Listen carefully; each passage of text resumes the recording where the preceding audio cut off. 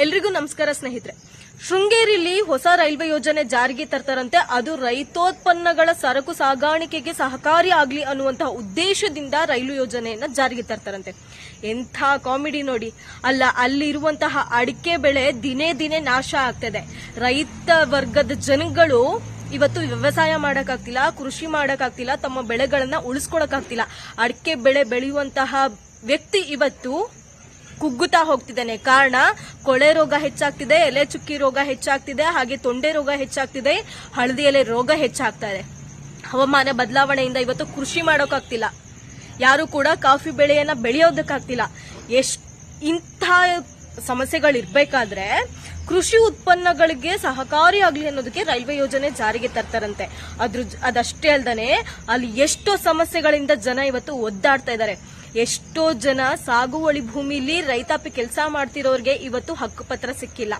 ಅಷ್ಟೇ ಅಲ್ಲ, ಅಲ್ಲಿ ಎಷ್ಟೋ ಜನ ಮನೆ ಇಲ್ದೇನೆ ವಸತಿ ರಹಿತರಾಗಿದ್ದಾರೆ. ಅವರಿಗೆ ಒಂದು ಮನೆ ಕಲ್ಪಿಸ್ಕೊಡ್ಬೇಕು ಅಥವಾ ಜಾಗವನ್ನ ಕೊಡ್ಬೇಕು ಅನ್ನೋದ್ರ ಬಗ್ಗೆ ಯಾರಿಗೂ ಯೋಚನೆ ಇಲ್ಲ.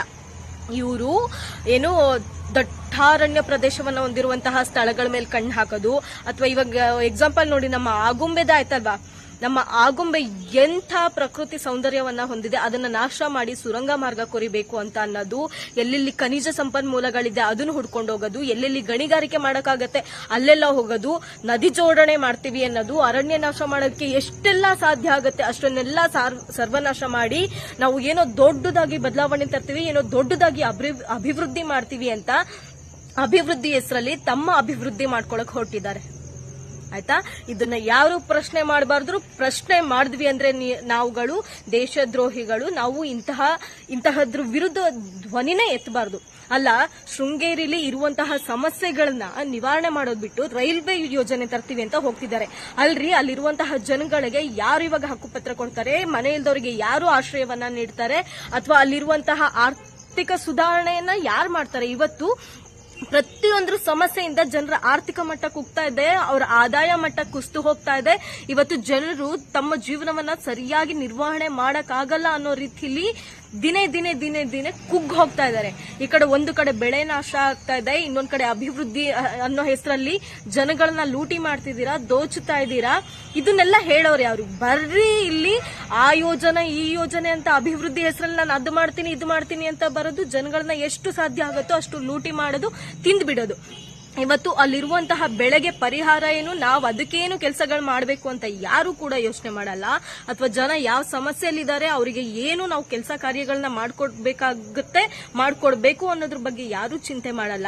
ಆದ್ರೆ ನಾವು ದೊಡ್ಡ ದೊಡ್ಡ ಯೋಜನೆಗಳು ತಂದ್ಬಿಡ್ತೀವಿ, ದೊಡ್ಡದಾಗಿ ಆಗುಂಬೆ ಸುರಂಗ ಮಾರ್ಗ ಮಾಡ್ಬಿಡ್ತೀವಿ, ದೊಡ್ಡದಾಗಿ ಶೃಂಗೇರಿಲಿ ರೈಲ್ವೆ ಯೋಜನೆ ತಂದ್ಬಿಡ್ತೀವಿ, ಚತುಷ್ಪಥ ಹೆದ್ದಾರಿಗಳನ್ನ ಮಾಡ್ಬಿಡ್ತೀವಿ ಅನ್ನುವಂತಹ ಮಾತುಗಳನ್ನ ಆಡ್ತಾ ಹೋಗ್ತಾರೆ. ಹಾಗೆ ಎಲ್ಲೆಲ್ಲಿ ಕಬಳಿಸೋಕೆ ಸಾಧ್ಯ ಆಗತ್ತೋ ಆ ಕ್ಷೇತ್ರದಲ್ಲೆಲ್ಲ ಹಣವನ್ನ ಕಬಳಿಸೋಕೆ ಅಭಿವೃದ್ಧಿ ಅನ್ನುವಂತಹ ಒಂದು ಹೆಸರನ್ನ ಇಟ್ಕೊಂಡು ಸುಸ್ಥಿರತೆಯನ್ನ ಕಾಪಾಡಬೇಕಾದಂತಹ ಸರ್ಕಾರಗಳು ಇವತ್ತು ಇಡೀ ಪರಿಸರವನ್ನೇ ನಾಶ ಮಾಡ್ಲಿಕ್ಕೆ ಹೊರಟ್ಬಿಟ್ಟಿದಾವೆ. ಇದ್ರ ಬಗ್ಗೆ ಯಾರು ಹೇಳಂಗಿಲ್ಲ, ಯಾರು ಕೇಳಂಗಿಲ್ಲ. ಕೇಳಿದ್ರೆ ಅಭಿವೃದ್ಧಿ ಯಾರಿಗ್ರಿ ಬೇಕು ನಿಮ್ಮ ಅಭಿವೃದ್ಧಿ ಇರೋದನ್ನ ಮುಂದಿನ ಪೀಳಿಗೆಗೂ ಒಂದಷ್ಟು ಉಳಿಸಿ ನಾವು ಕೊಡುಗೆಯಾಗಿ ಕೊಟ್ಟು ಹೋಗೋ ತರ ಇರಬೇಕು. ಇರೋದನ್ನ ನಾವೇ ದೋಚಿ ಬೆಳೆದು ನೆಕ್ಕೆ ನೆಲ ಬೆಳೆದು ಹೋಗೋ ತರ ಅಲ್ಲ. ಇವತ್ತು ಇದ್ರ ಬಗ್ಗೆ ಯಾರು ಕೂಡ ವಾಯ್ಸ್ ರೈಸ್ ಮಾಡಲ್ಲ. ಯಾಕಂದ್ರೆ ಇವತ್ತು ನಮ್ಮ ಜೀವನ ನಮಗೆ ಸಾಕು ಅನ್ನೋ ತರ ಆಗ್ಬಿಟ್ಟಿದೆ. ಸೊ ಅದನ್ನೇ ನಡ್ಸ್ಕೊಂಡು ಹೋಗ್ತೀವಿ. ನಮ್ಮ ಬೇಡಿಕೆನೂ ಅಲ್ಲ, ಇಂತಹ ದರಿದ್ರ ಯೋಜನೆಗಳನ್ನ ಕೈಗೊಳ್ಳೋದಕ್ಕೂ ಮುಂಚೆ ಜನಸಾಮಾನ್ಯರ ಜೀವನ ಮಟ್ಟ ಏನಿದೆ, ಅವರ ಜೀವನ ಸುಧಾರಣೆಗೆ ಏನು ಬೇಕೋ ಅದನ್ನ ಫಸ್ಟು ಮಾಡ್ಕೊಡಿ. ಇಷ್ಟೇ ನಾವು ಜನಸಾಮಾನ್ಯರು ಕೇಳೋದು.